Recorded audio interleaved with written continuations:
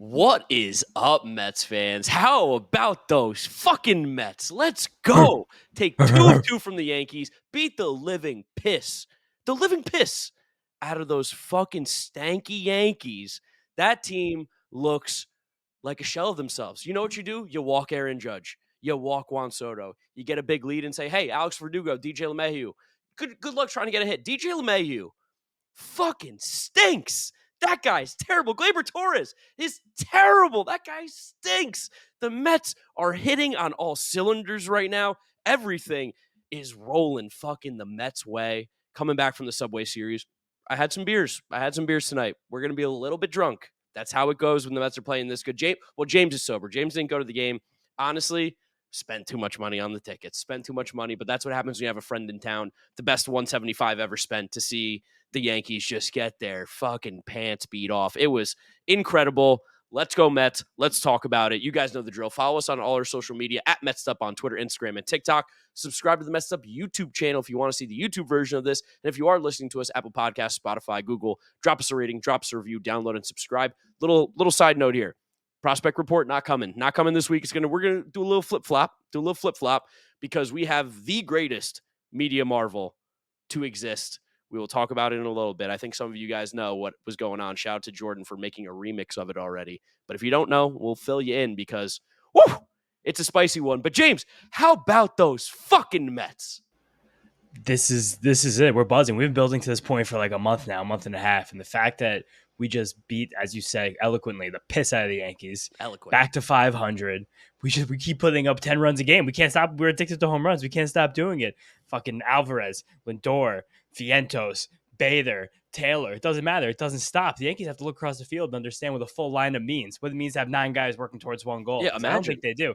And maybe I will say this Yankee lineup is not built to face a lefty because it seems like they don't really have a lot of guys in that roster that could do that. Also, it doesn't even seem like they have a lot of guys in that roster. They got this guy. They played J.D. Davis. He hit fourth. They were playing Jahmai Jones. I mean, that was a guy who couldn't make the Angels. He aged. He was your designated hitter. Jahmai Jones was the guy you're like, I need to put an extra bat in the lineup. Jahmai Jones. If this team didn't rip off the Padres and grab Juan Soto in the offseason, they'd be hanging out with the Red Sox at 500 right now. I'm serious about it. And they also got the miracle. I mean, not a miracle of miracles. Luis Gil for like first quarter of the season, first half of the season. That looks like it might have gone away. He looked so horrible on Wednesday. He looked a little injured. I have some stats on him in a little bit. Just talk about it because we're gonna talk about the Mets. I just came to talk about the Yankees. I fucking hate the Yankees. But here's the Luis Gil thing. You know how many innings he's thrown the last couple of years? I actually have the stat. I wrote it tonight on my Roto World. 25? Like he's thrown 25 innings in the last 3 years?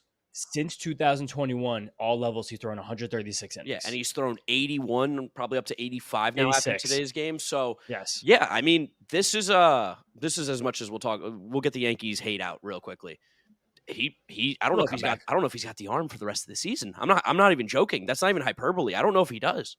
This is going to be a point about the Yankees. I thought we were going to talk about the second, but you fuck them, so I don't care. We're going to talk about it first. Fuck the Yankees. If Garrett Cole isn't right, and he's not, and they don't have this version of Luis Gil, dead, and they have this version of Carlos Rodon, dead, and Stroman has been pitching way over his skis. He's an okay back of the rotation guy, but he's not going to do this. Nestor Cortez is totally fine, acceptable mid-rotation starter. He's fine. What the fuck else do they have? They have 2 hitters, 2.5 hitters in the lineup. They have Anthony Volpe, Mr. Singles at leadoff, and the Mets literally just exposed that lineup. They just didn't pitch to Judge and Soto unless they were up 8 runs. They literally said, like, the first thing this might be crazy. I think they might have purposely loaded the bases in those first innings. I'm not even kidding. Like, they just said, Soto and Judge, you are not going to beat us. And guess what? They didn't. Both those guys hit home runs in this series. Aaron Judge is his 30th homer of the year, which is fucking disgusting. That's insane. What a good year that guy's having. And the Yankees still got fucking destroyed by those little New York Mets. Aaron Judge is actually on pace right now with 30 home runs to get through 79 games for the Yankees to have the 9th most home runs ever in a single season. Pretty good in American League and National League history, professional baseball. It's be really good if he got the 9th most home runs in a single season ever. That we would need to like stop the presses, like live look-ins during college football. Like every single game has to be nationally televised to see if Aaron Judge could possibly be the 9th most or maybe even the 8th most home runs in a single season in baseball history. We have to figure that out. But this is so awesome. Fuck them. Go back to the top. The fucking Mets. This Mets team right now, what's happening is exactly the way we thought it was supposed to look when the season started. And we said they were about a 500 team. They If you are. if you got smacked in the head, if I took a baseball bat on March 2026 and hit you in your fucking big ass head and I put you unconscious until today, you would have woken up and be like, all right, Mets are 500. They're hitting. This seems okay. This Would have feels been like normal. 39 and 39. Francisco Lindor's almost got an 800 OPS. Francisco Alvarez has a 900 OPS. Mark Vientos has 900 OPS. I've been like, it feels like things can only get better. Like, that's honestly how it feels right now. I will not say it. I'm not going to. I might say it in Spanish maybe at some point in the episode, but I'm not going to until we see the next series because the Houston Astros are coming into town smoking hot. Maybe the only team hotter than the New York Mets right now is the Houston Astros. So I won't say it until we see that series, but boy, oh boy, I'm feeling it. I'm edging right now. Even a game on Wednesday when I say if it didn't feel like Francisco Lindor had a really good game, he had 2 doubles. He did. Yeah, he was again sick. for the second day in a row. I think he's up to second in the National League in doubles now. He's like over. I think he's 25 or 26. He's so good. He had 4 hard hit balls. All his balls in play were hit at least 100 miles an hour. His OPS is somehow at 755. His batting average is somehow 246, which is like insane. Crazy. And I'll tell you this: if we did a straw poll today of who is the National League most valuable player, I think 1 would be Bryce Harper. Yep. I think 2 would be Shohei Ohtani. And I think you'd have to really fucking scratch your head to go. Who's 3? Tell me who's 3. Mookie Betts. But you have to consider he's not playing for the next 5 weeks, 6 weeks. But if we took it right today. But you have to, I guess, sure. You have to exactly right now today. I've been talking about what would be. Like, what's your likelihood? What's your gambling odds? Francisco Lindor, probably right there. I'm going to check the odds while you talk. Check the odds while I talk. The most F4 in the National League since he became the leadoff hitter. One of the best hitters in baseball since he became the leadoff hitter with like a 320, 380 slash line. It's fucking amazing how good he is at the top of this lineup.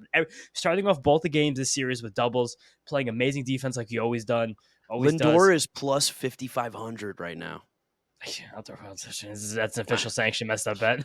Sprinkle a little $10 on there, win 550. Why not? Yeah, we're gonna do that. But he's fucking so good. He's so good. He does everything so well. He ran the bases so well in the series too. He had that play where he went for what was the double? Whoa. What? First inning, he made a blunder that cost us a run where Nimmo hit a ground ball to second base. He just didn't advance from second to third, and then we had a pop up to the outfield that didn't score a run. But he had there was a bloop. Oh yeah, you're right. The bloop signal was 2 outs. You're running on cuts anyway. Take that back. But he cut the base really well. I watched him cut that base. Cut the base so well. Cut it better than anyone I've ever seen. God, this team looks so good. Like, this was how it was supposed to work. This lineup is incredible. We fucking bang. Like, we're smoking people right now. We keep scoring 10 runs a game. It's hard to lose like this, and the starting pitching is acceptably good enough and fine. I heard Jerry Bloves made a comment in the post game like the Mets pitchers are winning at a much higher clip over the last month than they did the last 2 months. He was like, you really have to give it up to how much they're scrapping as the rotation. I was like, Jerry, I think it's the runs that are being scored, but I think they're coming out of the game point when they're up by 8 already. Like, I mean, relatively speaking, Manaea didn't really pitch well at all again. Like, but he keeps not getting hit. Like he the double plays were huge tonight. What do you have? Plays are massive. His defense is good, but listen to these runs scored by the Mets recently. We had a 12 on Wednesday, a 9 on Tuesday. I mean, Sunday it was a 5. Won that game. Oh, 5's pretty good still. Yeah, 5's still good. Then you lost the game with the 1. Then you had an 11, and then the other win with Texas, 7. Another win Texas, 14. A win San Diego, 11. A win San Diego, 5. A couple games before that, a win with the Marlins, 10. Like, wow, this team keeps scoring 10 runs. Like, they've actually got themselves to acceptable offensive levels. Since they made the lineup change, they have the highest team OPS in the league in baseball. Everybody. They're still playing Jeff McNeil every day who has a 9 WRC plus. Like, that guy still can't figure it out. And they're still playing so good with a literal automatic out in the lineup.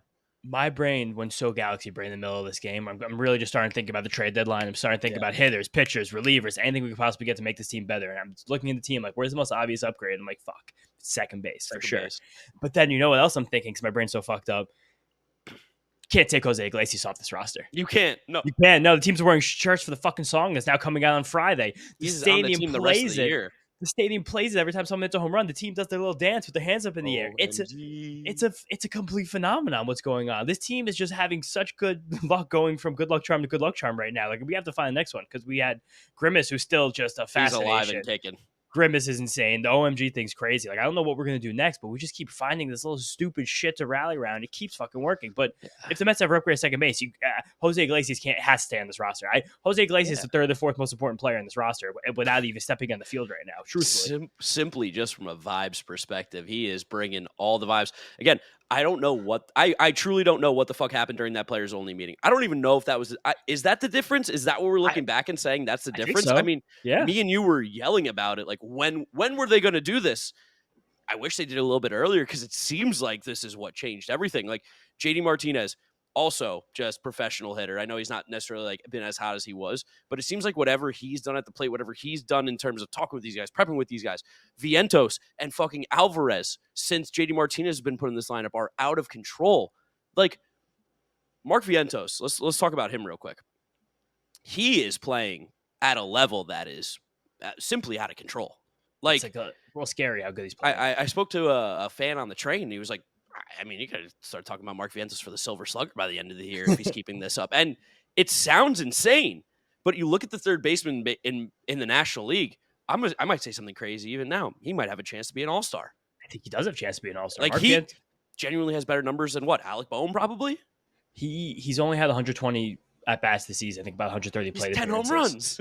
And he has, I think that was the fourth highest OPS in baseball of all players with that many plate appearances. Like the way he's hitting is stupid. He's a 298, 358 average on-base percentage right now with 928 OPS, 10 home runs, 22, I think 24 RBIs now. I don't know. I'm on so many websites right now. I don't know which is updated and which hasn't updated, but it's just, you can't. He changed everything when he came up to this team because that was like May 15th. That was right before the players only meeting, and then it's like you take what was a black hole and you put in not only just a league average hitter but a significantly better than league average hitter. You're like, oh shit, this Mets lineup, and then you go to the catcher position with Francisco Alvarez, and you go, well, we had Omar Narvaez and Tomas Nido hitting there, and those guys were not doing anything, and then Francisco Alvarez comes back, and you're like, holy shit! And then, dude, how about Luis Torrens? Did you see the foul balls he hit today? I know that went out. He hit 2 foul ball home runs. He hit one to right field, upper deck in the Coca-Cola corner, foul, opposite field. Like, even Bengal, Chow Bengal, he's here visiting me, big Yankee fan. He was like, what the fuck is Luis Torrens doing? What do you mean he just hit an opposite field foul ball home run, upper deck? That doesn't happen. Like, what is going on with this team?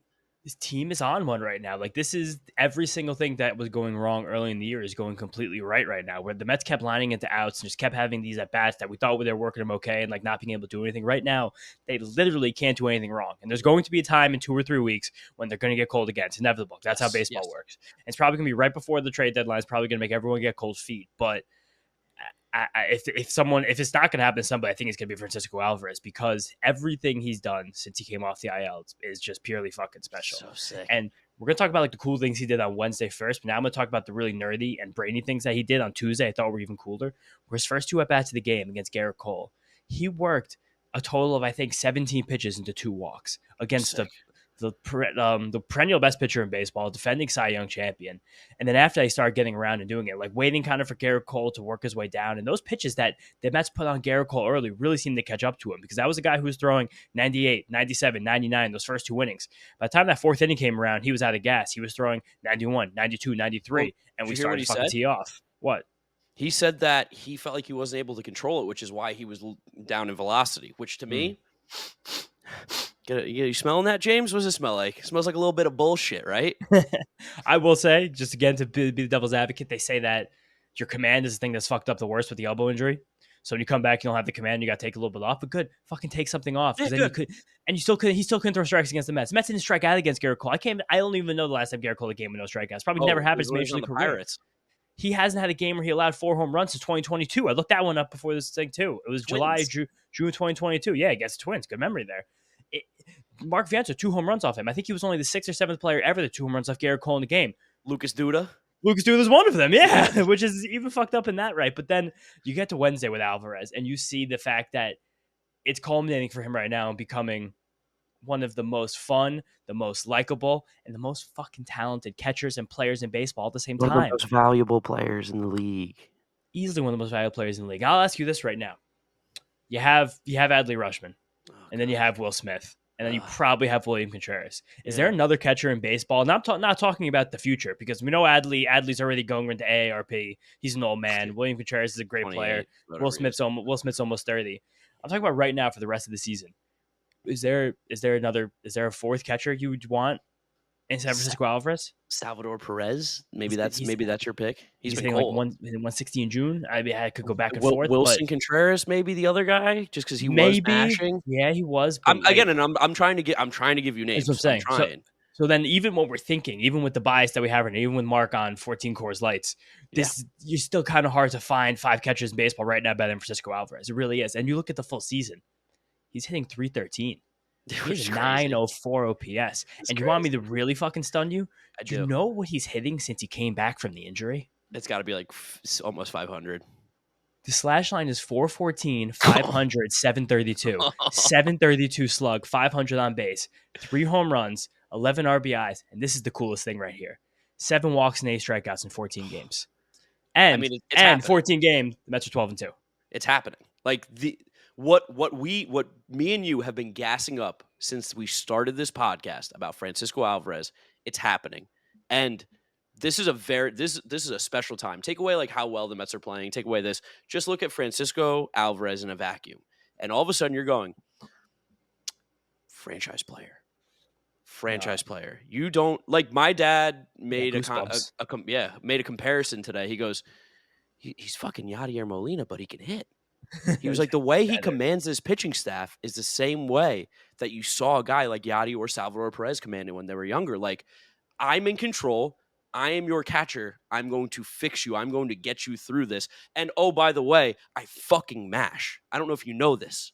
There's an awareness for Francisco Alvarez that you don't see from like many players, many young players, or many young catchers ever. Like I literally just got goosebumps when you're talking about him a little bit. Like there's something happening here that Mets fans, a lot of us may have never ever experienced in our lives as baseball fans. It's happening. And even I went on StatHead before this. I had some time when you were coming home in the train. Got some historical context. Used to last year love throwing the stats around about he's a 21-year-old catcher. He's 21-year-old catcher. It's never fucking happened before besides Pudge and fucking Johnny Bench. So I actually got a stat to contextualize it because it's been a while since we checked in Francisco Alvarez just being 22 years old. He is the 6th catcher in the history of baseball in their first, because this is exact stat for where he is right now. Francisco Alvarez has played 157 games. He has exactly 29 home runs, exactly where he is. He's the 6th catcher all time to have those numbers. So 2 of these guys I've never heard of in my fucking life. I'll be honest with you. Willen Rosario. I've heard of Willen Rosario. Rockies. But that was the Insanity run just in Coors Field. And then Matt Noakes. Who? In the 80s? I don't know. Matt Noakes. Matt Noakes. I think it was Angels and Twins or something like that. And then the other 3 catchers do that, 29 home runs in their first 157 games. And also they had to debut younger than 25 years old. That was another piece of this. This guy, I think you might know him. I think a lot of Mets fans like him, probably appreciate him. His name is Mike Piazza. That was one of them. Yeah. You know what he couldn't do was play defense. Play any defense at all. And then another one, Carlton Fisk. Pretty good. And then the last one, William Contreras. So 2 of the greatest home run hitting catchers of all time. And then William Contreras, who is one of the best catchers in baseball right now. Yeah. Pretty good company. And William Contreras, by the way, ain't 22. He's not 22. He's not. And he was DHing for a lot of those games. This was only majority of games played the catcher. That was what I put as a qualifier there. And William Contreras was DHing about half of those. Unload the fucking Brinks trunk for this guy. Just give him the money now. I want to see him never play for anybody ever again. We're 22-3 in the last 25 games he's appeared. That doesn't happen. That doesn't make any sense. That's not how baseball works. You don't just like win games because you got your catcher back. And what a call to action by me a week ago by saying we're winning these games for Francisco Alvarez and he hasn't even started to hit yet. Well, he fucking started to hit. And we're beating the piss out of these teams. They have no shot. And he's already up to the 5 hole in the lineup. He's hitting better than Pete right now. Francisco Alvarez in his last 2 games or 3 games. Our intern Matt texted me this before. I'm going to pull it up because of my text messages now. He's going to come back. He's going to come in on Sunday too. Where is it? He's increased the slugging percentage by 200 points in 10 days. That doesn't happen. That doesn't happen. That shit doesn't happen. Like the things we're seeing Francisco Alvarez do right now, they don't happen. He was taking mound visits today with Sean Manaea, putting his arm around him. He was awesome. Before Lindor was getting there. Like I even think that's part of him learning English last year. He was like, I'm not going to be able to command this pitching staff if I can't learn English. Maybe Senga comes back and he starts to learn Japanese. Like, why not? I'm going to say something crazy. He has the potential to be no one will ever be Piazza's my favorite player ever. You always like your first favorite player ever will never be beaten.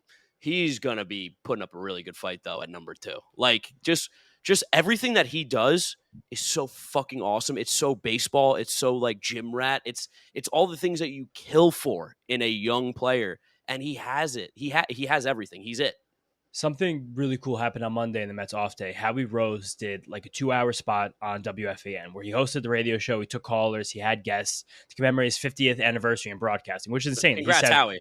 congrats to Howie. Howie's the GOAT. Howie's a legend. We love Howie Rose. And so cool to hear him talking the radio. Also insane that he's 70 years old and this is his 50th year in broadcasting. That's crazy. That's one. The fact that he's never had a job in his life besides talking about sports. Can relate. Yeah, right. He really can. But so one of the best things that happened was he had David Wright on for about 20, 30 minutes and just questions with David Wright about they basically did like an interview, but where Howie was able to like really ask him some stuff. And the things he was asking Wright about the most were that like stuck with me the most was his growth as a leader and how he became this celebrated figure among fans, ownership, managers, general managers, teammates, players and other teams, everything. And Wright said that like he really took this role of a leader, and what he saw that as was being able to unite people, being someone that brings people together.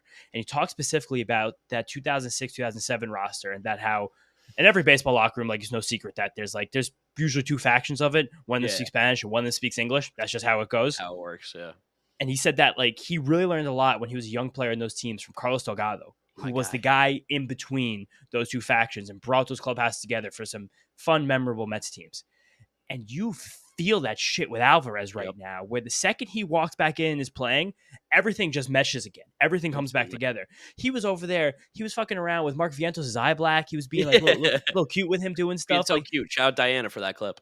Diana's the best. Diana's like the best follow on Mets Twitter right now by far. It's not even fucking close. And he's doing everything. And like when you saying those things about Piazza, it reminds me of shit because Wright is my all-time favorite player. And this is the proliferation of something that could rival that. And this is the first time that we've had this feeling in 15 years as Mets fans, and it's happening right now. Francisco Alvarez is literally going to spark a new generation of catchers. That's not even a joke. He might spark a new generation of fucking Mets fans. Yeah. Like this dude is special top to bottom. It's insane to watch what he's doing day in and day out. He's so fucking good. God, I love when this team is playing like this. It's so fucking awesome. I love being positive. It's so great. And the way they've been playing, it's been so good. I mean, like top to bottom, except Jeff McNeil. Everybody is playing really, really fucking good baseball. There's nobody taking even a second off. Harrison Bader's playing out of control. Couldn't come at a better time, too, because we're going to ship that guy out in a month for sure.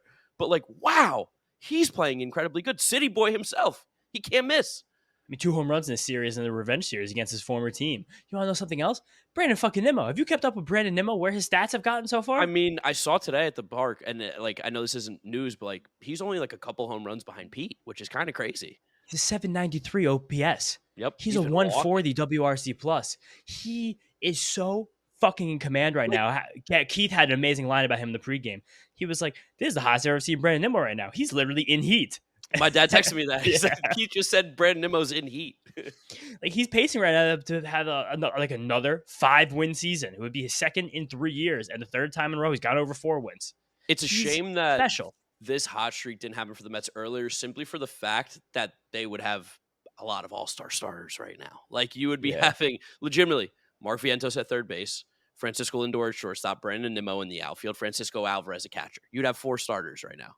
Well, Francisco Alvarez missed 2 months, so probably not. But he'd still be there. Who the fuck? Fuck William Contreras. But this is what I'm saying. This is a problem with Mets fans. Like we still hate ourselves. Like I posted the shot on Twitter on Tuesday night where put that graphic out about Francisco Lindor, where it was like Francisco Lindor's ranking among Major League Baseball shortstops since 2015, and WAR he was first, home runs he was first, RBIs he was first, runs scored he was first, and tracking again. Francisco Lindor's tracking right now to be. This first ballot Hall of Famer. One of the 5 best shortstops in the history of this game that we all love, and he's doing it for our favorite team, and he's doing it day in and day out. He's so fucking and he's not going anywhere. But for some reason, I put that in a tweet. Mets fans give me shit. You're like, he's still not doing this. He did all those stats with Cleveland. Why don't we vote for our guys for the All-Star team? Why don't Mets fans? I'm voting 5 times every single day. Yeah. I'm out here in these streets. Why are we not voting for the Mets to go to the All-Star team? We gotta have these guys in the All-Star game. They're playing. Lindor's playing so fucking well. I know Pete's not playing that well. Nimmo's playing amazing. JJ Martinez hit the shit out of the ball. Alvarez in the 2 weeks I'm saying is like Martinez too. Yeah, if it wasn't for Ohtani, he'd be another guy who should be on the All-Star team. Like it's just Shohei Ohtani and Marcelo Ozuna are on another planet right now. God, and like this, like seeing this Yankee series, and I know this Yankee team isn't playing well, but it's They got a nice to little just see exposed. whether or not it's the Yankees. I don't care what fucking name is on the front of the True. jersey. I don't care if they pinstripes or not. This is a team that if you're Is good. playing, as saying, if you're a hot team and you're playing well and you're trying to claw your way back into the race, I want to play against a good team because I want the benchmark. And I was saying that at the beginning of the stretch with the Padres, a team we're chasing the standings, fucking swept their scrub asses. Bitch The fucking ass. Cubs, a team we had to jump. We won Bitch 2 out of ass. 3. Bitch ass team. The Yankees team is like, this is a good benchmark team. This team is playing really fucking well. Bitch ass. Smoke their shit. And now this weekend, this is the big fucking test coming again because we're playing the active dynasty, 7 consecutive championship series appearances. I think it's one of the most impressive dynasties that we've seen in sports in our lives. It really is. It's like them, It's like them, the Patriots, Spurs. Patriots, Warriors. This Astros team, like this is it. That's what they are. That's what they fucking do. 7 straight LCSs. They are doing the same thing as the Mets, where they had a horrible start to the year, and they are ballistically hot right now. I think And Kyle Tucker hasn't been playing. they're going to come into Citi Field of winners of 9 straight, which just sucks. But whatever. It's just all the Yankee fans are bitching and moaning and crying and weeping that like, oh my god, the Mets just won the World Series. This series means so much more to the Yankees than the Mets because this is what this is all they have to say. We're older brother, like you guys wish you were us. No, we just want to do this because we're fucking hot right now. What? Did you see that fucking loser Keith McPherson? Did you see the video of him? Did you see the video of him? We talk poorly of people, but this will be one that I plant my flag on. Keith McPherson is a fucking disgrace to sports media. That guy sucks, and the fact that he's on WFAN is just insane. It's nuts to me. Good for him. Worked hard, I'm sure, but he sucks at his job. Regardless, he's such a loser where he's the classic. He's why you hate Yankee fans because he's a classic. Oh, we don't care about the Mets. We don't care about Mets fans. We don't care about this or that. And then there's the fucking video posted by New York Post. What an amazing publication they are. Shout out to the New York Post. Shout out to everybody over there. Shout out to Jake Brown, the New York Post. Love them.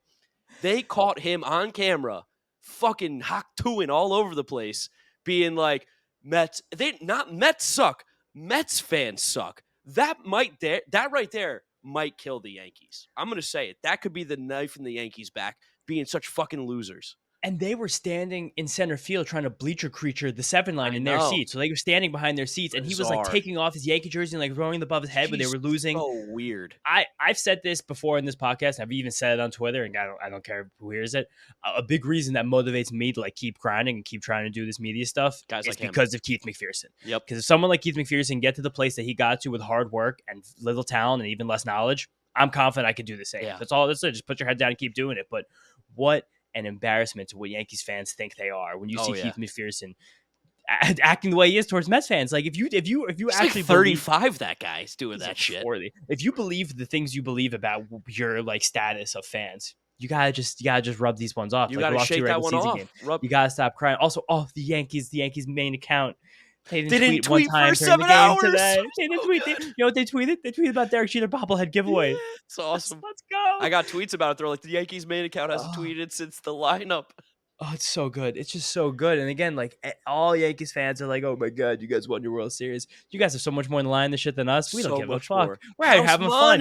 House we have money. We have a McDonald's mascot chucking fucking beers in center field. We have a song from one of our players playing on the loudspeakers when the light show goes off. We don't give a fuck. We're having a good ass time. Our stadium's fun. Your stadium stinks. We got great food. We got great beer. We got great times. We got great prices. Great people. Mets fans are the best. Chanting Mets fans suck. That is literally the most loser shit ever. The most loser shit ever. And I'll never forget it. That's good. Anytime that fucking loser says anything, bang, put that video right there. Shut the fuck up. I'm gonna make this to a TikTok tomorrow. I can't wait. Okay, so please.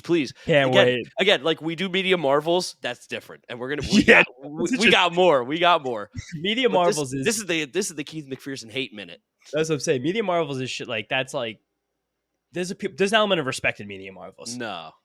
I don't respect Keith McPherson very much. Not even. I really don't. I can't listen to him on the radio. It's terrible. But also just want to talk about. And he's a fucking Nets fan, just to say. Yeah, that's fake as hell. We got to get into Media Marvel. I don't know. Do you have anything else about the series? I mean, David. Yeah, Peterson, I got some things about the series. A little disappointing, but yeah, what? A little bit disappointing. Adam Ottavino, a little bit disappointing. Yeah, it seems like his days are numbered, and that's just I think the bulk of it. I think whenever Edwin Diaz comes back.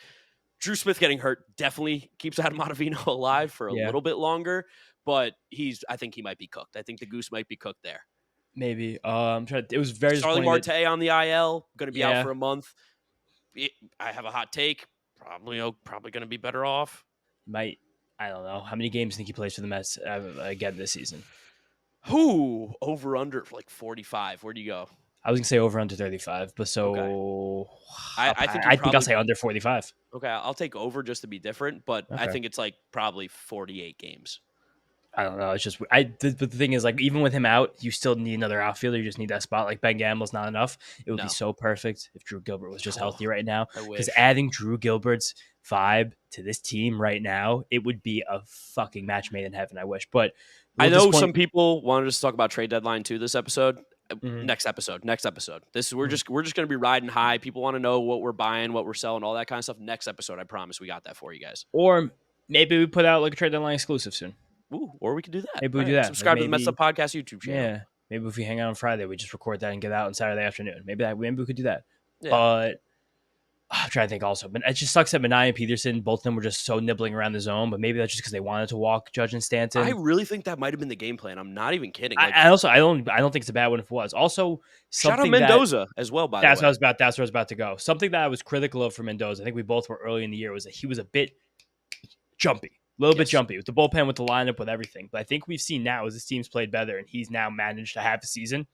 He seems very relaxed, seems very in control, he seems very level headed. It seemed like this team respects him a lot. And I know it didn't work out necessarily, the moves that he made on Tuesday night, but I really fucking liked that he was no nonsense in the bullpen. Yep. Knowing that he had an off day the day before and was going to have another off day on Thursday, and knowing that there was going to be some flexibility in the way they were going to handle their roster, being a man down with Edwin Diaz.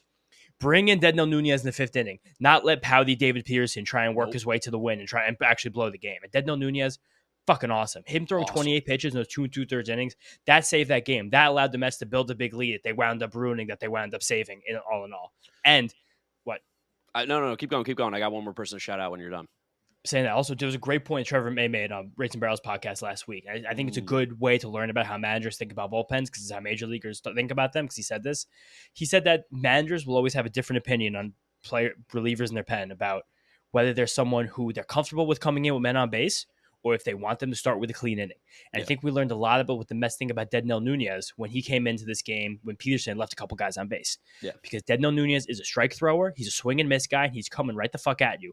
Whereas they'll save Reed Garrett. I mean, it depends when he's hot and cold, but now that he's not the best pitcher, the best reliever in baseball like he was in April, you want that's a clean inning guy. Because actually, no, he didn't even come in for clean inning. He came in for Judge. Came in late, yeah. Yeah, he came in on base. I don't know. So I guess not if he knows a guy like that. But I think he is probably a clean inning guy, though. He still won at the end of the day. He's someone who might walk an extra hitter, whereas a guy like Dednall Nunez, I think he's lower in the pecking order, but like he's a fireman. He's a guy who's going to wipe it through. And the fact that they went Nunez, Ottavino, Danny Young, and Reed Garrett give up the big home run to Aaron Judge in a pitch. I don't know why he threw him a fastball down the middle 0-2, but I liked that Ottavino, Mendoza was just like, I don't give a fuck how much we're winning in this game. Like, we're going to run through these guys. We're not going to let the Yankees rest, and we're not going to let them get off the mat, even though they kind of did. But this is our favorite word. The fucking process was there.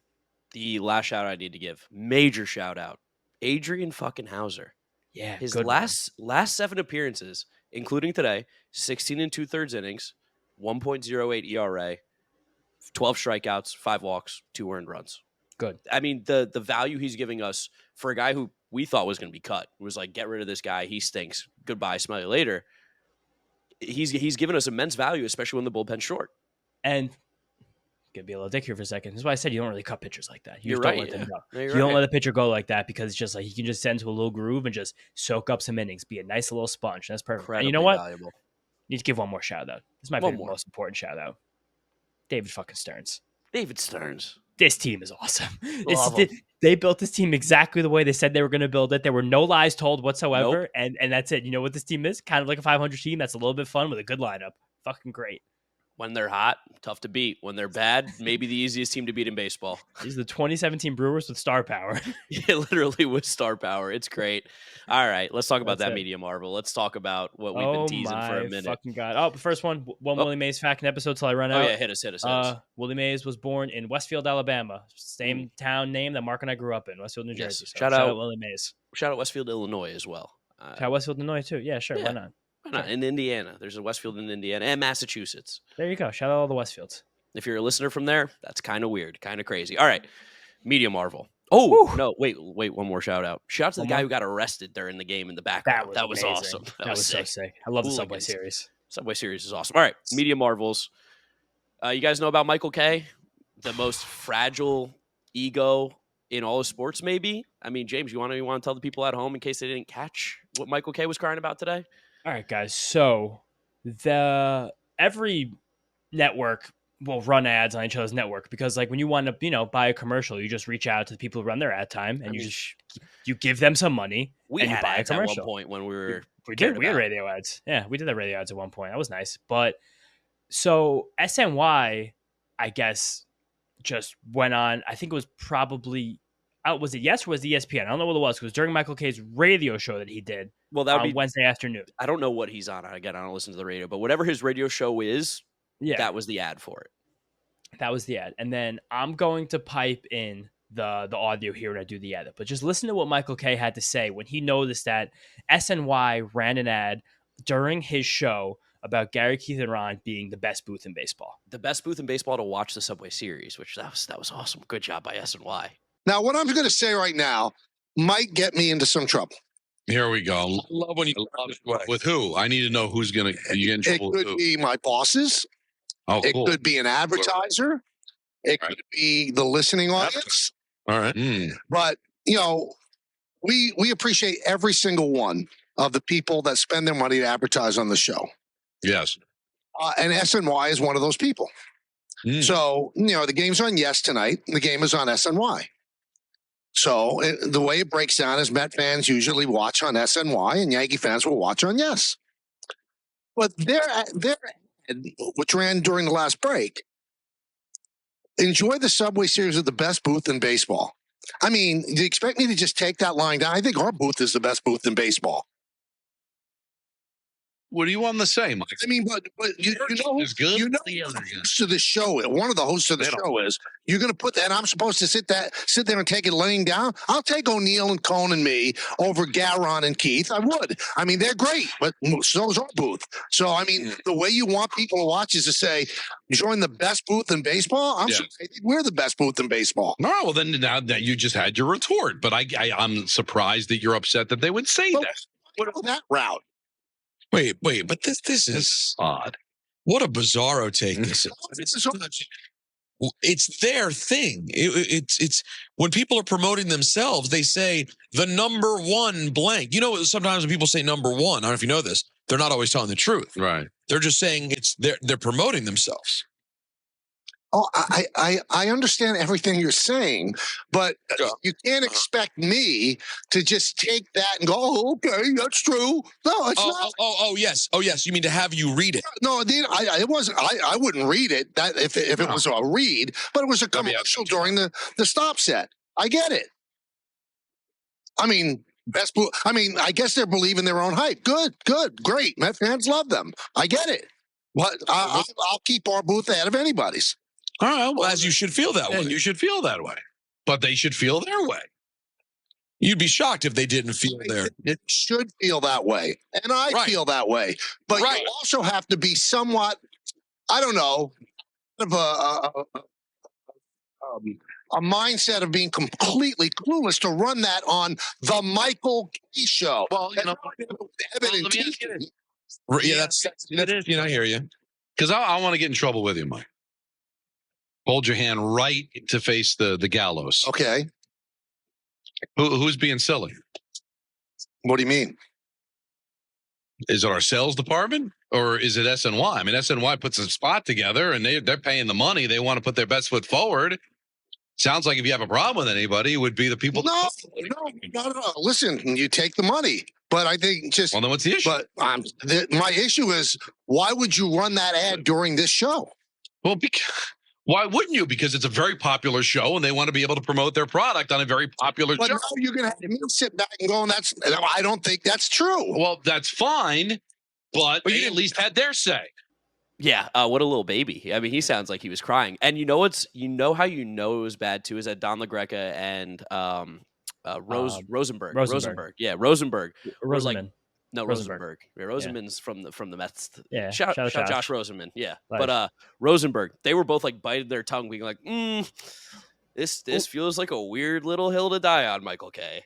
LaGreca wasn't really biting that tongue. LaGreca Well, was yeah. leaning his head back and laughing. And shout out our guy Jordan, who sampled Michael K being a little whiny. He sampled Don LaGreca laughing at him too in that great Nice. song Oh, he that's put awesome. out instantly. But to be Michael K, to be near the top of your profession, to have a radio show every single day, You're the voice of the New York fucking Yankees. for his ego to be so fragile. So fragile. That, I've said this for years that he's so fragile. and the other part about this is that there has to be a little bit of self-awareness involved here. Michael K, you have to know. And a lot of this was, he was like, well, I think we're the best booth. He was talking about Coney and Paul O'Neill. He's allowed to think that. That's totally fine. But for him to jump and freak out live on the radio, and he said that he didn't know if people were I didn't know what he was gonna say. I was scared that he was gonna like Tom Brenneman or something. I was scared that like Michael K was gonna have like these insane alt-right views that he's bitten his tongue on for the last 25, 30 years. But I was like, oh my God, Michael K, please don't. But dude, you're not Gary, Keith, and Ron. You're not. Never will be. These guys are the pinnacle of what announcing should be in all sports. These guys not only are incredibly knowledgeable, all have their niches, where Keith is a hitting and infield savant. Guru. Ron Darling, incredible pitcher. Gary Cohen, voice from God, so energetic and just so ensconced in Mets history and baseball history itself. These three together are literally a match made in heaven. For you to think that you're in their realm when you go full minute and a half, 2 minutes on your broadcast without saying a word, Michael K. And it's even funnier because the Yankee fans, they can't even come out to support because they're twisted. They're They all know. all Ruco now. They all know that while some people might think Michael K is fine, I think that Michael K does have some nice calls and big moments. He's objectively fine, yeah. He's objectively a fine announcer, totally okay. But you can't compare yourself to this. This is like if Brandon Nimmo is comparing himself to Aaron Judge. And again, I don't even think the problem with this is the comparison. I think the problem is the fact that he went for 4 minutes trying to prove to everyone that he's just as good. Like, if you think you're that good, you probably you could make a comment. And again, he's entitled to think he's better than that. That's not even the issue here. But to go on for 4 minutes when everyone's like, dude, enough already. Like, please stop. Like, the advertisers paid for it. They paid to say they're the best booth in baseball. It's like when you like advertise a taco place, like best tacos in New York City. You don't see like all the other taco places being like, fuck them. They're not the best tacos in the city. We're the best tacos in the city. You don't know what you're talking about. I'm the best, not you. I'm the best. And that's what he did. And it was weird. Like the fact that I put out the tweet, which was just, I was baiting everybody. I really wanted a Michael K reply so badly. I thought I would have got him because he will reply to people sometimes. There was almost no Yankee fans to his defense. For someone who is a notorious Yankee hater, and people will love to come at me and go mad and get crazy and just say, Yankees bias, whatever it is. Nobody really said anything. That was a hilarious quote from Muhammad Ali, that friend of the pod, another Mets employee, Matthew Searle posted, where I don't remember if Muhammad Ali was talking about George Foreman or one of the other people that he beat, or he said, if he ever dreams he's better than me, he better wake up and apologize. And that's just what Michael K should think. And here's another part about this, which is the best part about this. If this was reversed, if Yes ran an ad on SNY that said that they were the best booth in baseball, Gary, Keith, and Ron would just fucking have fun with it. They would laugh it off. They wouldn't cry. They wouldn't get offended. That's also just so much. It's such a fucking microcosm, such a metaphor for Mets fans versus Yankee fans too. Whereas we don't give a shit about anything. We're just out here having fun. We're playing ball. We're Yankee fans like, oh my God, cry. Yeah, it's what you guys won your World Series. It's the same thing. You're better than us. We're better. We're better. Michael K lost this game today for the Yankees. And then the best part about this by far, no, you were at the ballpark on Wednesday, so you didn't get to hear it. I didn't catch. But Gary, Keith, and Ron found so many little, tiny, amazing moments to get little shots back at. The best part, first of all, I don't even think it was part of it. Keith wore Crocs in the booth today. No way. Navy blue Crocs. We're navy blue Crocs. Awesome. You can get a little snippet of them on camera. Again, shout out Diana, the best figure in Mets Twitter. She got the shot of it, and it was just like, holy shit. And then past that too. So the rain delay, they just added a lot of time for Father. Michael K tweets, wow, this is the best rain in baseball. Oh my God, he's still going? That's what he tweeted today. And then right after that, Gary, Keith, and Ron came right at it. Bang, bang. Do you think this is the best rain in baseball? Do you think this is the best? Do you think this is the best? Oh my God, do you think this is the best? They kept trolling him. They kept doing it. Nice. But it's all at the same time that Keith is obsessing over opposite field singles. And the Mets are talking, they're doing an ad for the Cadillac Club. And Gary Cohen was like, yeah, we went down there recently. It's an interesting view from down there as the Mets are trying to sell their most expensive tickets From right field. on their network. And Gary Cohen is like, it's okay, I guess, if you like that Decent. kind of thing. It's just these guys are so special and they have so much fun and they're such good friends and have so much knowledge. It's not even fucking close, Michael K. Nice try. Nice try, buddy. See you next time. Get ready to learn Chinese, buddy. Nah, I don't think he's going anywhere. He's going to be the voice of the Yankees till he dies. But what a bitch. Yeah, it's just I can't believe you can get so worked up over that when you're at the top of your game. Like that, it's to be so fragile. It really is. It is fragility at its finest, and that's the only media marvels we're gonna have. I don't want to talk about anything else. Let's talk about that Astro series now. Let's go ahead and preview. What are the pitching matchups for the weekend, James? I gotta tell you, I'm a little jazzed for the series. I'm a little jazzed. I might be at every game. I haven't been this excited for a Mets regular season series in a little while here. Honestly, I'm kind of probably since DeGrom started against the Padres in 2022. Dodgers. Oh, Dodgers. Ooh, forgot about that Dodgers series. one. That was pretty good. That series we ascended. But pitching matchups is series. Friday night, Apple TV. Sorry, guys. Just gonna always talk about Garrett Keith and Ron. We're gonna miss him. Jose Quintana versus Ronel Blanco. Ace off. Interesting. Ace off. Saturday, 4:10. I'm gonna be there. I think you're probably gonna be there too. I'm gonna be there too. Yeah. There's a real ace off. Tyler McGill versus Framber Valdez. This is gonna be this is gonna be an interesting start for where the Mets rotation, the Mets pitching staff winds up, because with Peterson and McGill each having options, and the Mets on Friday starting a stretch of 17 games in 17 days, eight of those they're not going to have a player on their roster for. Going to play 20, 25 guys, 12 pitchers. So it's going to be, I think it's still going to be McGill, but you're probably going to see one of those guys, or if not both of them, get sent down after these starts, so we can have Christian Scott, Jose Budo come back up and mix in. I think Christian Scott started yesterday through another 4 innings of AAA. So that's on schedule to pitch whenever David Peterson's spot comes up again, which I think would be Monday in Washington. And that would be against Mackenzie Gore. That would be an actual fucking ace off. Might look at the train schedule. But and then Sunday, the Astros don't have a pitcher announced right now. I don't know why that is. I think that might be because they've shuffled some guys around. Who could that be? They do have some injuries right now. I mean, right now their rotation is Ronell, Framber, Hunter Brown, Arrighetti pitched tonight, so it's probably he Hunter Wednesday Brown, afternoon. right? Yeah, I guess Hunter Brown's fucking blazing hot right now. That would be against Severino, 140.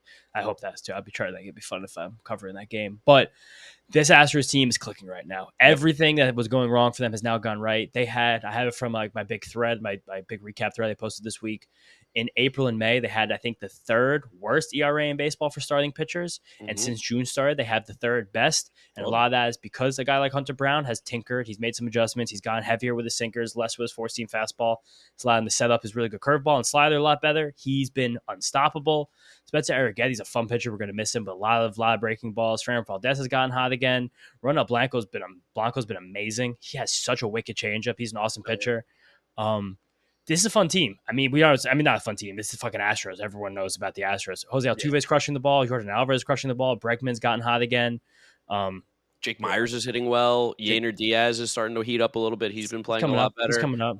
Joey Loperfido, good ball player. He's fun. He's a fun little ball player. Does a lot of things well. Good athlete.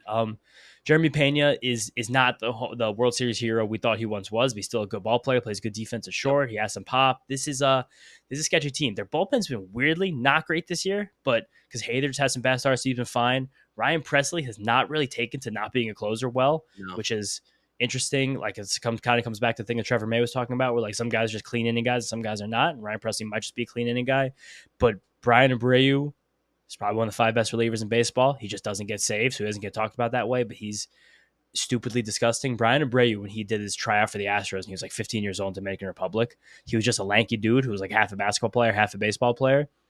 And he was just pitching. He was throwing like in the low 80s. When the Astros scout was like, who taught you how to pitch? He was like, I just started throwing. They were like, hey, do this, because he wasn't using his legs.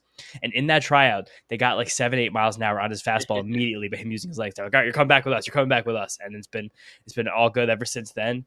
He's awesome. We might see Rafael Montero this series, guys. Return to Citi Field for Rafael Montero. Get him a montage, just like Phil Bickford. Love Rafael Montero. Oh, also, amazing in this Yankee series that they're running out Phil Bickford and Michael Tonkin mop-up duty. Awesome. How fucking cathartic is that? So good. It's so good. Those guys were on our team.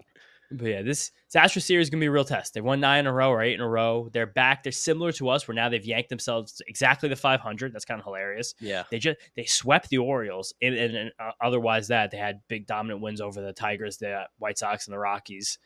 This team is fucking good. They are good. Can't stop them from being good. They just are. Let's just play some ball though. Let's go out there and let's play some baseball. Play some ball. Going to be locked into these games. It's going to be awesome. This is going to be really, really good baseball this weekend. Hopefully it's really good baseball. Keep doing what the Mets have been doing. Should be coming out on top on these games. But yeah, I think that's pretty much it for this episode. You guys, appreciate you hanging out, listening with this and the Subway Series. Fuck the Yankees. Let's go Mets.